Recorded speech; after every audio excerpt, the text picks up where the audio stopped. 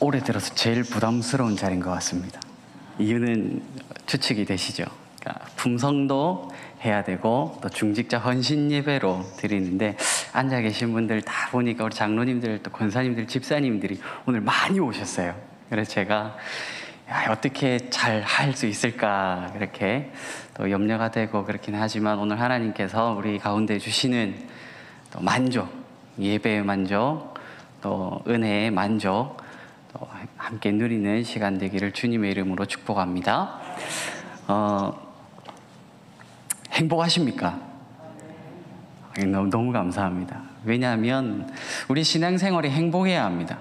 예, 교회 다니는 것이 즐겁고 또 말씀 읽고 또 찬양하고 기도하고 이렇게 하는 모든 신앙생활이 행복해야 하고 또 즐거워야 우리의 삶에 만족이 있고, 또 하나님께서 내게 주신 이 직분, 그렇죠? 하나님께서 내게 주신 이 귀한 직분을 우리가 달란트 남길 때에 그것이 행복하고 그것이 우리의 삶에 참된 만족인 줄로 우리가 잘 알고 있습니다. 아마 다들 만족이 무엇인 줄은 다 아실 겁니다. 우리가 회사를 다니든 또 뭐 학교에서 이야기를 하든 공공단체든 어떻든 만족도 조사를 합니다. 아마 그런 전화를 다 받아보셨을 겁니다. 전화를 받으면은 어느 기관 어느 단체인데 점수를 매겨달라고, 그러니까 1점에서 10점까지 주시면 감사하겠습니다. 그런 전화를 한 번씩은 다 받아보셨을 겁니다. 직업 만족도 무엇인 것 같습니까? 내가 이 직업을 가지고 사는 일에 있어서 행복하냐? 내가 이 일을 하는 데 있어서 만족이 있느냐? 그런 질문들이겠고, 또 고객 만족도입니다. 내가 어느 기업으로부터, 회사로부터 어떤 서비스를 받았는데 그 서비스가 내 마음을 흡족하게 했느냐? 만족하느냐? 내가 그것 때문에 행복하냐? 그런 질문입니다. 근데 세상이 말하는 만족이 있습니다. 세상이 말하는 만족은 내 요구, 내가 가지고 싶은 것이 충족될 때, 그러니까 가지고 싶은 것을 가졌을 때 내가 만족하고 행복하다. 그래서 부자가 되면 행복이라고 이야기하고 그것이 만족하는 삶이다라고 세상이 이렇게 말을 합니다. 그런데 오늘 우리 그리스도인들에게 만족은 조금 다릅니다. 세상은 가지고 싶은 것 다 가져야 누리고 싶은 것 다 누려야 만족이라고 이야기하지만, 오늘 우리 그리스도인들, 특히 하나님께서 내게 이 귀한 직분을 주셨다, 그 사실을 기억하며 살아가는 우리들에게는 만족을 조금 다르게 수정해서 가지고 살아갈 필요가 있습니다. 성경은 만족을 이렇게 이야기합니다. 한번 잘 들어보십시오. 하나님이 내 인생의 전부다. 하나님이 내 인생의 전부시고 그 하나님이 나를 떠나시지 않는다는 것을 내가 기억하기 때문에 행복하다. 하나님이 내 전부시다. 하나님이 나를 떠나지 않으시고 책임지신다. 그 사실 때문에 우리가 나의 신앙생활이, 나의 믿음생활이 행복하구나, 만족한다, 그렇게 된다는 이야기입니다. 오늘 읽었던 본문의 배경이 그렇습니다. 이스라엘 백성들이 광야 생활하는 그 40년의 내용이 담겨 있습니다. 어떤 삶이었는지, 어떤 어려움을 겪고 있었는지 다들 아실 겁니다. 얼마나 힘들고 얼마나 고됐겠습니까? 4절 말씀에 보니까 이스라엘 백성들이 광야에서 방황했다라고 이야기합니다. 또 거주할 성읍을 찾지 못했다라고 이야기합니다. 5절에는 줄이고 목이 말랐다고 이야기합니다. 그래서 영혼이 피곤하다라고 이야기를 하고 있습니다. 내가 과연 그런 상황 가운데 있었으면, 그러니까 2021년도를 살아가는 삶이 아니라 내가 오래전에 광야 생활하는 이스라엘 백성들 중에 한 사람이었다면 얼마나 고되고 얼마나 힘든 삶이었겠습니까? 길도 모르겠고 어디에서 쉬어야 할지, 어디로 가야 할지 방황하는 삶, 그리고 먹을 것을 주머니에 가득 넣고 술에 가득 싣고 그렇게 가는 삶이 아니라 빈 주머니로, 빈 털터리로 그렇게 걸어가는 삶, 과연 그곳에 만족이 있었겠느냐 하는 이야기입니다. 우리가 만약 이런 상황이었다면, 우리가 만약 이스라엘 백성들이었다면 매일매일 불평했을 겁니다. 그렇지 않았을까요? 왜 먹을 것 없습니까? 왜 나는 길을 모릅니까?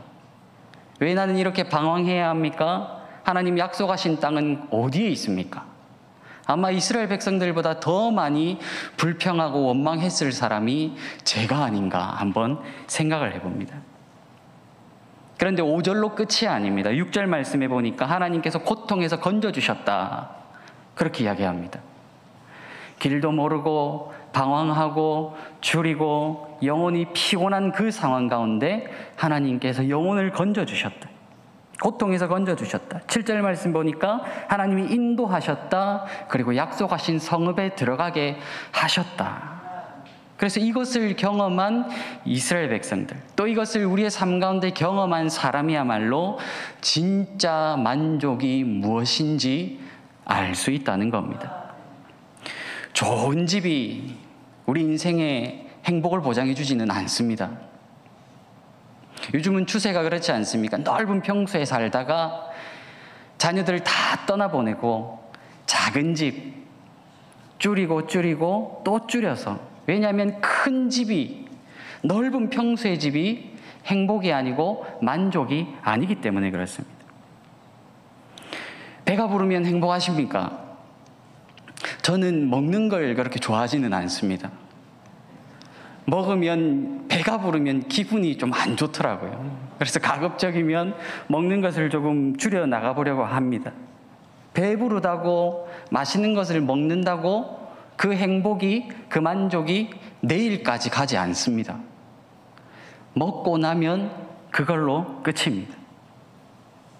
진짜 우리에게 만족은, 우리가 기억하면 좋겠습니다. 하나님이 내 전부다. 하나님이 내 전부다. 그리고 내 인생 가운데 하나님이 떠나지 않는다는 그 사실을 기억하며 살 때, 내가 힘들고, 내가 방황하고, 내가 줄이고, 내 목이 마르고, 내 영혼이 때로는 피곤하다 할지라도 하나님 때문에 나는 지금 만족함을 누릴 수 있다. 이것이 오늘 성경이 말하고 있는 내용입니다. 오늘 4월의 품성입니다. 만족. 우리 옆에 보시면서 만족이 무엇인지 정의를 한번 나같이 읽어보겠습니다. 시작. 하나님께서 현재와 미래에 필요한 모든 것을 이미 공급해 주셨음을 깨닫는 것. 하나님이 나에게 주시는 분이다. 내게 필요한 것, 내게 지금 필요한 것뿐만 아니라 앞으로 필요한 것들도 하나님은 공급해 주시는 분이다. 또 그것을 주시기로 약속하셨다. 우리가 이 사실을 알 때에 우리 삶에 참된 만족이 있습니다. 우리 인생은 결코 우리의 노력으로 얻을 수 있는 것이 아닙니다. 내 열심으로 얻는 것도 아닙니다. 하나님이 허락해 주시는 것이고 하나님이 주실 때에만 그것을 누릴 수가 있습니다.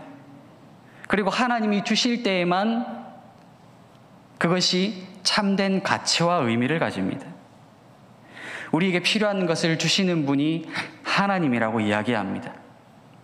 내가 원하는 것, 내가 가지고 싶다고 해서 다 얻는 것이 아닙니다. 내게 필요한 것을 하나님이 보시고 이것이 정말 너에게 필요하겠구나, 하나님이 판단하시고 하나님이 허락하실 때 그것이 우리 삶에 진짜 가치가 있다는 이야기입니다. 그래야 우리의 삶이 안전합니다. 자녀들이 가지고 싶은 장난감이 있습니다. 그런데 그것들을 부모님들께서 다 사주실 수가 있습니까? 손자, 손녀들을 보시는 우리 어르신들은 그렇게 자녀에게 해주신 것보다 더 손자, 손녀들에게 해주려고 하시더라고요. 그런데 원하고 싶다고, 가지고 싶다고 해서, 원한다고 해서 그것을 다 줄 수는 없습니다. 그 자녀에게 위험한 것, 그 자녀에게 있어서는 안 되는 것, 그 자녀가 가지고 놀기에는 적절치 않은 것, 그것을 우리는 주지 않습니다.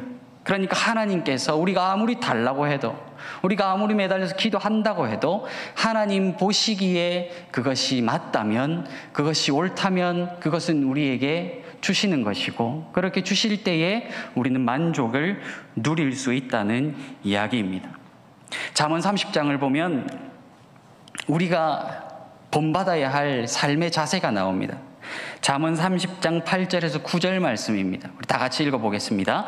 나를 가난하게도 마옵시고 부하게도 마옵시고 오직 필요한 양식으로 나를 먹이시옵소서. 혹 내가 배불러서 하나님을 모른다 여호와가 누구냐 할까 하오며 혹 내가 가난하여 도둑질을 하고 내 하나님의 이름을 욕되게 할까 두려워함이니이다. 아굴이 이렇게 이야기하고 있습니다. 나를 가난하게도 마시고 부하게도 마십시오. 왜냐하면 가난하면 가지고 싶어서 누군가의 것을 빼앗을 수 있고, 그래서 그것이 하나님 앞에서 죄가 될 수 있지 않습니까? 너무 부하면 내가 너무 배불러서 하나님을 찾지 않고 하나님 없이 사는 삶이 될까 봐 가난하게도 부하게도 마시고 딱 그 가운데 필요할 때 하나님 채워주시는 만족을 누리는 삶, 너무 과할 때는 또 내게 있는 것이 넘칠 때에는 이웃에게 나눠줄 수 있는 그런 삶, 그것이 진짜 만족인 줄 알았던 사람이 아굴입니다. 여러분, 진짜 맞는 말이지 않습니까? 우리가 신앙생활을 하면서 배부르면요, 우리 삶에서도 마찬가지입니다. 배부르면 하나님을 놓칠 때가 많습니다. 우리 삶이 배부르면 기도의 자리를 찾지 않을 때가 많습니다. 적당히 배가 고프고 적당히 문제가 있고 적당히 어려움이 있을 때 우리는 하나님께 매달리는 경우가 많더라는 이야기입니다. 만족이 있는 삶, 또 만족하는 삶, 하나님께서 현재와 미래에 필요한 것들을 내게 이미 공급해 주셨음을 아는 삶, 그것이 만족이라는 사실을 기억하면 참 좋겠습니다. 오늘 그 만족의 실천 과제 5개 한번 나눠보도록 하겠습니다. 첫 번째 한번 읽어볼까요? 시작. 가진 것에 감사한다. 누가복음 12장 15절 말씀입니다. 다 같이 읽어보겠습니다. 그들에게 이르시되 삶과 모든 담심을 물리치라. 사람의 생명이 그 소유에 넉넉한데 있지 아니하니라 하시고. 아멘. 지금 나에게 있는 것을 감사할 줄 아는 것, 정말 귀한 모습입니다. 그런데 대부분의 사람들은요, 나에게 있는 것보다 내가 가지지 못한 것을 더 많이 생각하며 삽니다. 내가 가지고 있는 것보다 가지지 못한 것, 그것에 대해서 더 많이 생각하고 그것을 더 많이 마음속에 떠올리며 살아갑니다. 그러니까 어떻습니까? 만족이 없습니다. 내가 가진 것에 집중하고 그것에 감사할 줄 알면 이것이 없었을 때의 삶을 기억할 텐데, 내게 없는 것, 누군가가 가지고 있는 것, 가진 그 사람을 자꾸 보니까 어떻습니까? 빼앗고 싶고 내게 있는 것이 불평이 되고 원망이 되더라는 겁니다. 잘 아시는 분입니다. 강영우 박사님.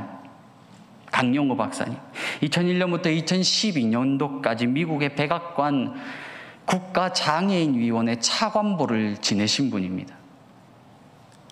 그런데 이분의 삶을 들여다보니까 13살 그 즈음에 아버지가 돌아가셨습니다. 아버지가 돌아가시고 15살에 학교에서 공을 차다가 축구공에 맞아서 실명을 해버렸습니다. 그러니까 아버지 안 계시고 눈은 실명을 했고, 또 그 소식을 듣고 계시던 어머니마저 뇌출혈로 돌아가셨습니다. 남겨져 있었던 형제 자매들은 다 뿔뿔이 흩어졌습니다. 이 강용호 박사님도 그 청소년 시절에 자살하기 위해서 얼마나 많이 노력했는지 모릅니다. 그런데 어느 목사님을 만나서 그 목사님에게 이런 이야기를 들었습니다. 영우야, 지금 있는 것 10가지에만 감사해보자. 없는 것 말고 지금 내가 가진 것, 지금 너에게 있는 것 10가지만 한번 떠올려봐라. 그리고 그 10가지에 대해서 하나님 앞에 감사하면 좋겠다. 그 이야기를 했다고 합니다. 여러분, 그런데 그 한마디가 지금도 힘이 있고 지금도 진행 중입니다. 왜냐하면 이 강영호 박사님이 소천하시고 돌아가시고 난 이후에 재단을 하나 설립했습니다. 그러니까 본인이 앞을 못 보셨기 때문에 보지 못하는 시각장애인들을 위해서 재단을 만들고 매년 10명에서 30명 정도씩 이렇게 학업을 감당할 수 있도록 장학금을 지급한다고 합니다. 지금 가지고 있는 것 10가지, 그것에 감사할 줄 아는 사람, 얼마나 위대한지 모릅니다. 내가 지금 가지지 못한 것 말고 지금 있는 것에 감사할 줄 안다면 만족할 수 있지 않겠습니까? 행복할 수 있지 않겠습니까? 이것이 감사가 가지는 힘입니다. 그냥 감사는요, 말로 내뱉고 그것이 끝이 아니라, 하나님, 지금 있는 것에 감사합니다. 내가 걸을 수 있는 것 감사합니다. 내가 뛸 수 있는 것 감사합니다. 내가 숨 쉴 수 있는 것 감사합니다. 내게 시간 있는 것 감사합니다. 그 감사가 우리의 삶에, 또 누군가의 삶에 큰 영향을 끼치더라는 이야기입니다. 이야기합니다. 사람의 생명이 그 소유의 넉넉함에 있지 아니하냐. 사람의 소유가 많이 가졌다고 행복하고 적게 가졌다고 불행하고, 많이 가졌다고 그 삶에 만족하고 적게 가졌기 때문에 그 삶에 불만족하는 기준이 아니더라는 이야기입니다. 하나님은 오늘 우리의 모든 중직자들이 주신 것에 감사할 줄 아는 사람 되기를 원하십니다. 주신 것에 감사할 줄 아는 사람. 이것이 하나님이 원하시는 진짜 행복한 삶, 진짜 만족하는 삶입니다. 실천과제 두 번째입니다. 한번 읽어보실까요? 갖고 싶은 것들을 점검한다. 야고보서 4장 3절 말씀 다 같이 읽어보겠습니다. 구하여도 받지 못함은 정욕으로 쓰려고 잘못 구하기 때문이라. 한번 생각해 보십시오. 사람은요, 나사가 하나 빠진 존재입니다. 어떤 이야기인지 아시겠죠? 우리는요, 온전한 존재가 아닙니다. 완벽한 사람이 아닙니다. 이 세상에 그 누구도 완벽할 수 없습니다. 누군가의 도움이 필요하고 혼자서는 살아갈 수 없는 존재가 인간이고 우리들입니다. 누군가의 도움이 필요하고 누군가가 도와주지 않으면 살아갈 수 없는 존재입니다. 그래서 사람은 계속 노력합니다. 채우기 위해서, 더 가지기 위해서. 그런데 여기에서 문제가 발생합니다. 바른 것을 채우고 바른 것을 가지려고 노력해야 되는데, 잘못된 것, 내게 옳지 않은 것, 나에게는 필요 없는 것, 그것을 많이 가지려고 노력하기 때문입니다. 대부분의 의사분들이 이렇게 이야기를 합니다. 만병의 근원은 스트레스. 그래서 병원을 가보면 늘 듣는 이야기가, 저는 하지 않습니다. 술, 담배 하지 마십시오. 이 이야기를 늘 하지 않습니까? 그리고 비만이 되면 우리 몸에 나가는 에너지보다 들어오는 에너지가 더 많을 때 우리 몸이 두꺼워지지 않습니까? 근데 그 비만이 되면 건강에 적신호가 온 겁니다 라고 그렇게 이야기합니다. 우리 육신뿐만이 아니라 우리의 영혼에도 그렇습니다. 많이 가지면 많이 가질수록 어쩌면 그것은 비만입니다. 나에게 있어야 할 것만 있으면 되는 게 인생입니다. 한번 생각해 보십시오. 집에서 버리는 것, 필요치 않아서 버리는 것 얼마나 많습니까? 저희도 한 번씩 일주일에 한 번 이렇게 재활용품 분리수거하는 날이 있습니다. 그런데 가보면 괜찮은 물건, 좋은 물건, 몇 번 안 쓴 물건이 얼마나 많은지 모릅니다. 멀쩡한 물건이 나와 있습니다. 온 돈 주고 샀을 겁니다. 소비자 가격 제대로 주고 그렇게 샀을 겁니다. 그런데 몇 번 쓰지 않고 버리는 이유는 그것이 정말 필요 없었는데 하나 더 준다고 하니까, 2개 사면 하나 더 준다고 하니까, 잘 쓸 수 있을 것 같아서, 내 욕심에, 내 과욕에 그렇게 구입하는 경우가 많습니다. 내가 이것을 사면 잘 쓸 수 있을까? 이것이 내게 정말 필요할까? 그래서 요즘 마트를 가보면 본사에서는요, 심리학자들을 데리고 와서 그 마트 운영하는데 적절하게 배치를 하고 어떻게 하면 물건을 더 잘 팔 수 있는지 심리학자들에게 맡긴다고 합니다. 잘 아시죠? 1+1. 하나 필요한데 하나 공짜로 준다고 하니까 마치 내가 싸게 사는 것처럼 느껴서. 그런데 한번 생각해 보시면 더 비싸게 사는 겁니다. 2+1도 있습니다. 그런데 여기에 고도의 심리학이 들어가 있는 겁니다. 내가 필요하지는 않은데 사놓으면 잘 쓸 것 같다. 그런 마음 들지 않습니까? 필요 없는데 사서 저 집에도 주고 이 집에도 나눠주면 좋을 것 같은데. 그런 물건들이 얼마나 많이 쌓이는지 모릅니다. 실제로 과소비되는 경우들이 많습니다. 내게 필요한 것, 내가 과연 이것이 진짜 필요한지, 갖고 싶은 것, 이것이 하나님 보시기에 맞는 것인지 점검해 볼 필요가 있습니다. 우리 인생에 꼭 필요한 것만 있으면 됩니다. 지금 나에게 필요할까? 지금 내가 이것을 사면 유용할까? 내게 있으면 이득이 될까? 성경은 이야기합니다. 잘못 구하는 것은 정욕 때문에, 정욕 따라서 구하기 때문에 그것은 우리에게 필요하지 않다라고 이야기합니다. 우리의 삶을 돌아보면 좋겠습니다. 내게 과연 이것이 필요할까? 내가 지금 가지고 싶은 것, 우리 집에 있었으면 좋겠는 것, 그것이 정말 하나님 보시기에도 합당한 것일까? 그 질문에 잘 한번 고민해 보면 좋겠습니다. 세 번째입니다. 실천과제 세 번째입니다. 읽어보실까요? 시작. 없는 것에 불평하지 않는다. 아멘. 빌립보서 4장 11절 말씀입니다. 한번 읽어보겠습니다. 내가 궁핍함으로 말하는 것이 아니니라. 어떠한 형편에든지 나는 자족하기를 배웠노니. 아멘. 이스라엘 백성들이 광야를 지날 때 불평과 불만이 가득했습니다. 왜냐하면 없어서 그렇거든요. 못 먹어서 그렇거든요. 비록 노예였지만 애굽에서는 고기가 옆에서 살았던 적이 있습니다. 좋은 것 많이 먹었던 적이 있었습니다. 자유는 없었지만 누릴 수 있는 것들이 많이 있었습니다. 그런데 그것이 없으니까 불평이 생기고 원망이 생기기 시작합니다. 그랬더니 하나님께서 만나를 내려주십니다. 고기 못 먹는다고요. 그렇게 원망을 하니 하나님께서 메추라기도 보내주십니다. 그래서 채워주십니다. 이스라엘 백성들이 불평했기 때문에 하나님이 채워주신 게 아닙니다. 그들에게 하나님 보시기에 그들에게 있어야 할 것이기 때문에 하나님께서 주신 겁니다. 그런데 이스라엘의 안타까움이 뭡니까? 조금만 더 참았으면 나았을 텐데. 우리도 살아가면서 불평이 나올 때 있지 않습니까?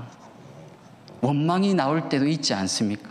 저는 불평 원망 안 하고 살 것 같습니까? 우리 모두는 다 불평하고 삽니다. 그런데 조금만 더 참으면 되는데 그거 참지 못해서 원망의 말, 불평의 말 내쏟았더니 관계가 나빠지고 결과가 안 좋고 그런 경우들이 얼마나 많이 있습니까?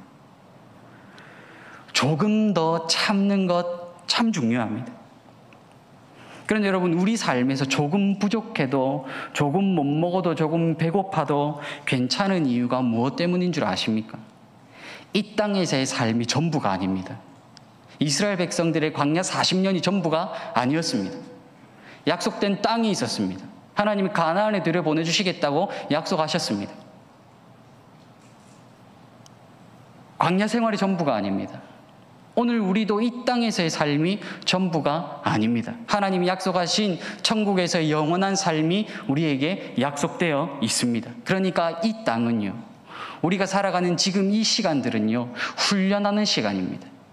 못 먹어도 하나님이 채우심을 경험하는 훈련, 못 입어도 하나님이 옷이 해지지 않도록, 신발이 닳지 않도록 보호해 주시는 믿음 가지는 훈련, 채워주시는 분은 하나님이시다. 하늘에서 내리는 만나는 정한 시간에만 먹을 수 있습니다. 정한 시간에만 거두올 수 있습니다. 또 하나님이 정해주신 분량대로만 가줄 수 있습니다. 안 지키면 어떻게 됩니까? 못 먹습니다. 다음은 없습니다. 이 땅을 살아가면서 우리가 배워야 되는 하나님은 나를 채우시는 하나님, 없는 것에서 먹게 하시는 하나님, 배고픔에서 만족을 누리게 하시는 하나님, 그 하나님을 우리가 이 땅 가운데 살아가면서 배워야 한다는 겁니다. 그러니까 없는 것에 더 이상 불평을 할 필요가 없습니다. 불평할 필요가 없습니다. 그것들은 조금 불편할 뿐입니다. 바울이 이렇게 이야기합니다. 나는 어떠한 형편에든지 자족하기를 배웠노니. 바울이 복음 때문에 어떤 고된 삶을 살았는 줄 아십니까?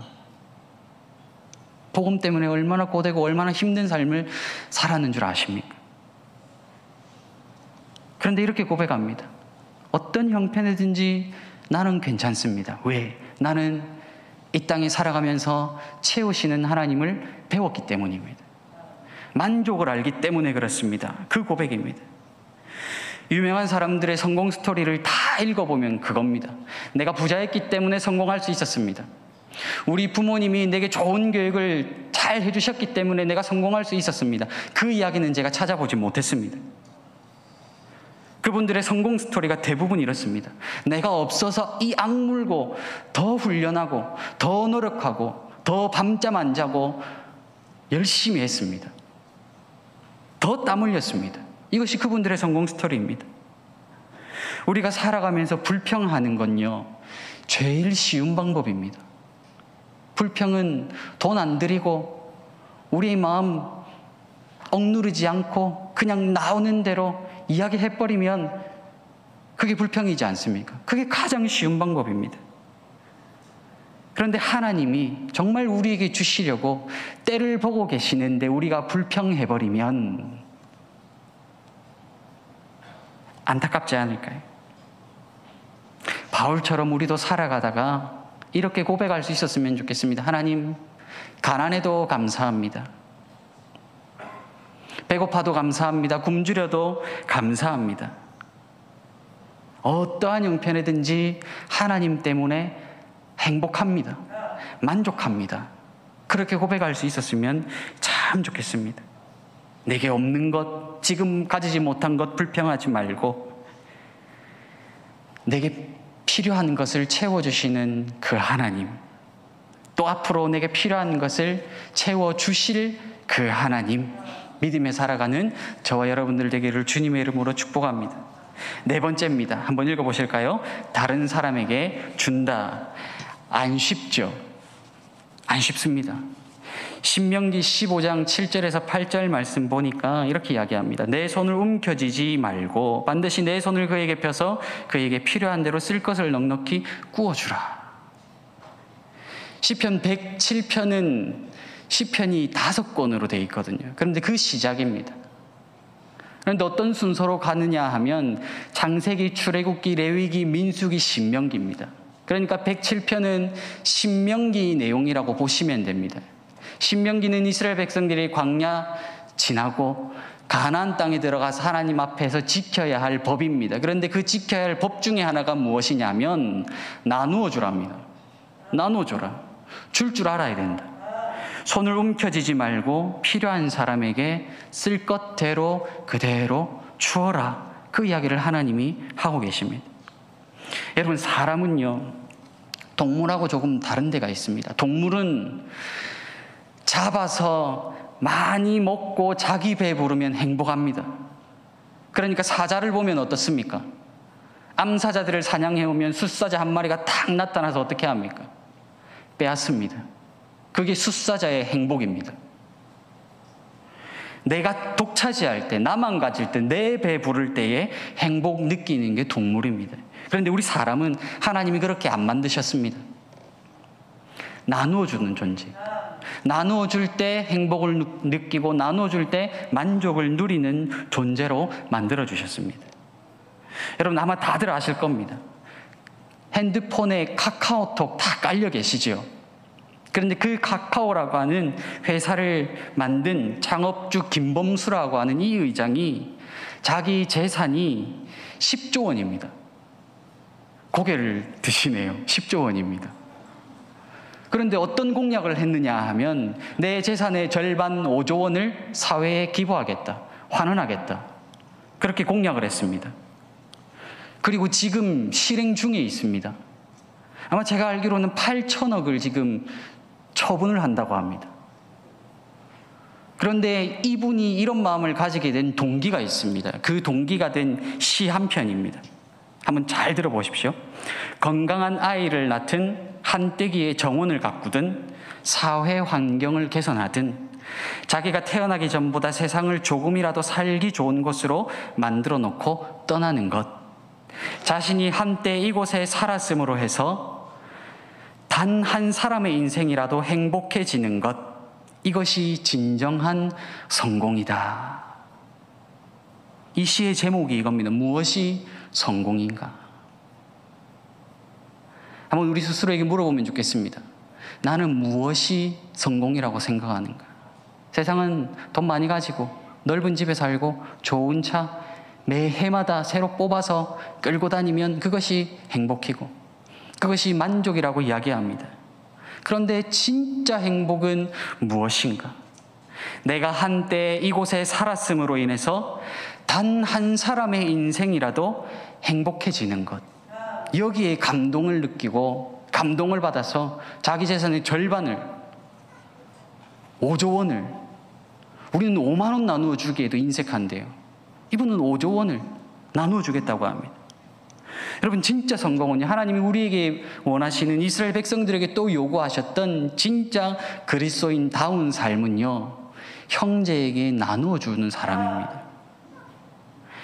나에게 관심 가지는 게 아니라 우리에게 관심 가지는 사람입니다. 하나님은 우리가 나누어 줄 줄 아는 사람 되기를 원하십니다. 이스라엘 백성들이 가나안 땅에 들어가서 사는 법, 없는 사람에게 나누어 주는 것, 그것을 실천하는 삶입니다. 그래서 안식년이 있고 희년이 있습니다. 다시 돌려주라는 겁니다. 대가 바라지 않고 무언가 요구하지 않고 그대로 돌려주라는 겁니다. 우리는 이렇게 살고 있습니까? 우리는 이렇게 살고 있습니까? 조건 없이 줄 아는 마음의 자세가 되어 있습니까? 하나님 명령이기 때문에 내가 좀 손해봐도 그대로 돌려줄 줄 아는 그 마음의 단련이 되어 있습니까? 하나님 우리에게 명령하십니다. 내 손을 움켜쥐지 말고 필요한 대로 쓸 것을 넉넉히 주라. 이것이 하나님 나라 백성들이 살아가는 삶의 방식입니다. 이것을 실천하며 살아가는 저와 여러분들 되기를 주님의 이름으로 축복합니다. 마지막 5번째입니다. 읽어보실까요? 시작. 다른 사람을 시기하지 않는다. 야고보서 3장 16절 말씀입니다. 읽어보겠습니다. 시기와 다툼이 있는 곳에는 혼란과 모든 악한 일이 있음이라. 아멘. 우리 인간 사회는 비교가 됩니다. 그죠? 혼자 있으면 비교가 잘 안 되는데 두 사람 이상은 항상 비교가 됩니다. 집도 비교되고요. 타고 다니는 차도 좀 비교가 되고요. 입은 옷도 비교가 되고요. 학력도 비교가 되고요. 모든 것이 비교가 되는 게 세상입니다. 그런데 이 비교가 가진 무서움이 있습니다.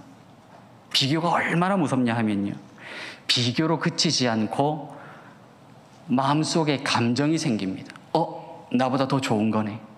나보다 더 넓은 집 사네. 나보다 월급이 더 많네. 나보다 더 잘 사네. 그 사람을 시기하게 됩니다. 비교로 끝나면 좋은데 그 사람에 대한 내 마음의 상태가 불편해지기 시작합니다. 빼앗고 싶고 나도 저렇게 되고 싶고. 그래서 이 시기라고 하는 마음이 우리 마음속에 찾아오면 온갖 악한 생각들이 다 들어옵니다. 상대를 어떻게 해서든지 깎아내리고 싶고 없는 말도 다 지어내서 상대방을 중상모략하고. 왜 그럴까요? 정말 사소한 겁니다. 나보다 더 가졌기 때문에. 나보다 더 가졌기 때문에. 시작은 그겁니다. 나보다 더 가졌기 때문에. 누군가를 미워하고 누군가를 질투하고 시기하는 그 시작은요, 정말 사소한 겁니다. 나보다 더 잘 나가네. 나보다 더 많이 가졌네. 나보다 더 좋은 옷 입고 있네. 나보다 더 넓은 집 사네. 맞는지 한번 잘 들어보십시오. 우리가 남이 불행할 때는요, 위로하는 사람이 그렇게 많지 않습니다. 남이 힘들고 어려울 때는 찾아가서 도와주는 사람이 많지 않습니다. 그런데 남이 성공하고 남이 잘 될 때는요, 시기하는 사람은 수백 배나 됩니다. 그래서 우리 속담 가운데 유명한 속담 있지 않습니까? 사촌이 땅 사면 배가 아프다고요. 사촌이 땅 사면 배가 아프다. 또 이렇게 이야기합니다. 남의 불행은 나의 행복. 남의 불행은 나의 행복. 한번 생각해 보십시오. 내가 미워하고 내가 질투하고 내가 시기한다고 해서 실제로 그 사람이 불행해지는 것 아니거든요. 그 사람이 더 가졌다고 해서 내가 미워하면 그 사람이 가진 것 없어지는 것도 아니거든요. 진짜 피해보는 사람은 누군 줄 아십니까? 시기하는 나입니다. 내가 시기하면 내 마음이 불편해집니다. 하나님과의 관계도 끊어지고요. 이보다 더 안타까운 일이 어디 있습니까? 사울이 그랬습니다. 다윗을 시기하고 질투했습니다. 군대를 이끌고 가서 블레셋과 전쟁을 해야 되는데 다윗에게 집착하고 다윗을 시기하다 보니까 해야 할 일을 하지 않고 있는 겁니다. 남이 가진 것 보지 말고 내가 가진 것에 감사할 줄 알면 좋겠습니다. 비교하지 마십시오. 비교가 돼도 너무 그것에 집착하지 마시고 또 그 작은 것 하나 때문에 가진 사람 미워하지 마십시오. 시기하지 마십시오. 하나님 보시기에 저 사람에게 필요한 것이 나에게는 필요치 않은 것일 수도 있습니다. 또 반대로 하나님이 내게 주신 것이 또 저 사람에게는 필요치 않아서 그런 것일 수도 있습니다. 우리의 초점은 어디입니까? 하나님이 내게 주신다. 하나님이 내게 공급해 주시는 분이다. 현재와 미래에 있는 내게 필요한 모든 것들을 하나님이 공급해 주시는 분이다. 우리가 이 사실을 기억할 때 만족하는 우리의 삶이 될 줄로 믿습니다. 정리하겠습니다. 만족이란 우리 다시 한 번 더 정의를 읽어보고 마치겠습니다.